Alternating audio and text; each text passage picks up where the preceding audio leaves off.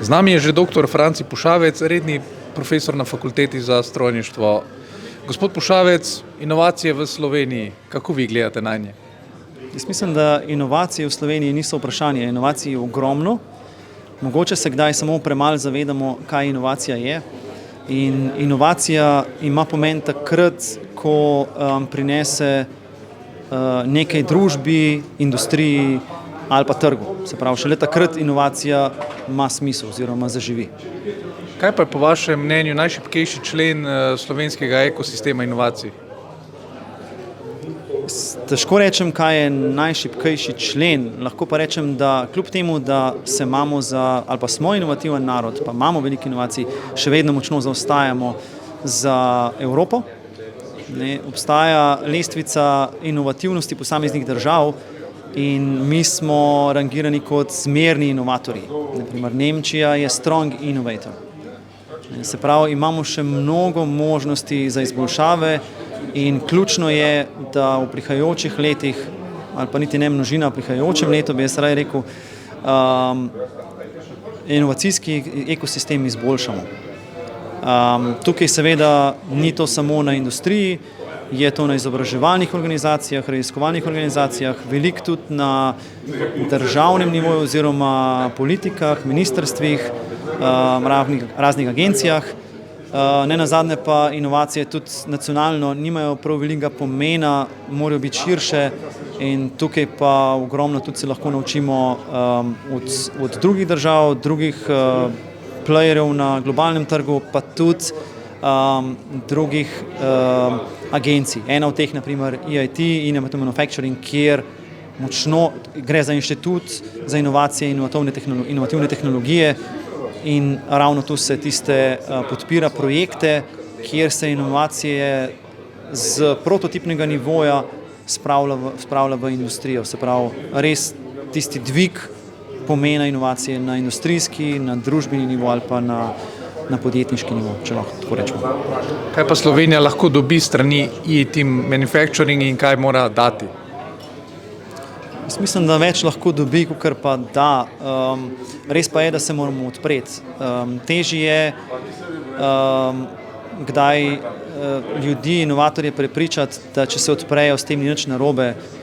Če se odprejo, kvečem lahko dobijo oziroma izboljšajo svoj potencial na trgu.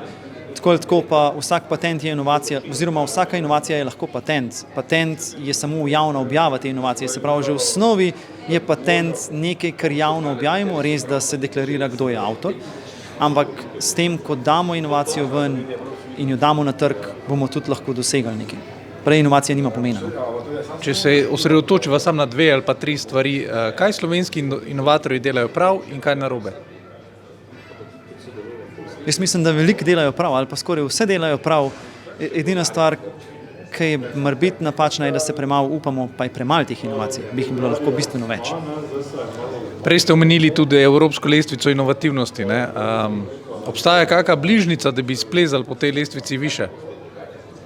Bližnjico nam dajo ravno te mehanizmi evropski, naprimer en od teh je EIT, drugi EIC, potem so ERC, ogromno teh platform ali pa mrež, ki lahko nam dajo nek razvoj tudi na inovacijskem nivoju ali pa inovacijskem ekosistemu.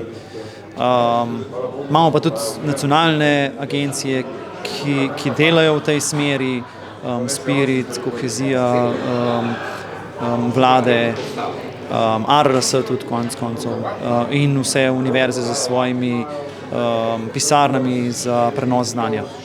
Se pravi, nam manjkata predvsem pogum in samozavest za podegovanje, za večja sredstva, večje projekte? Jaz mislim, da točno to, ja. Točno to. Preveč se zanašamo na te ustaljene razpise, premalo pa na malo bolj tvegane, lahko da rečemo, da tvegane ali pa ogromne razpise, ki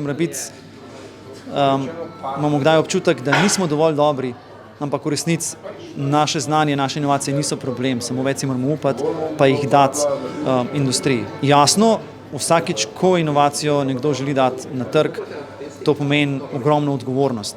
Ampak sam na ta način lahko tudi nekaj pridobiš oziroma realiziraš tisto stvar, tisto inovacijo. Kaj bi torej vi svetovali zagonskim podjetjem pa inovatorjem, začetnikom, kaj narediti prvi korak ali pa na kaj ne pozabiti?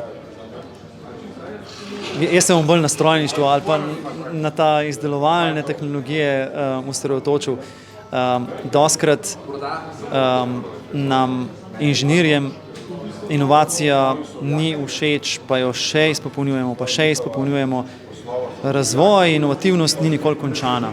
Čim prej na trg in tista stvar, ki res ima nekaj, kar trg želi, kar zadostuje trg, bo uspela. Samo takrat je potem samo še angažiranje pa delo. Gospod Pušavec, najlepša hvala za vaš čas, vaše odgovore in uspešen industrijski forum še naprej. Hvala. No, ni bolelo.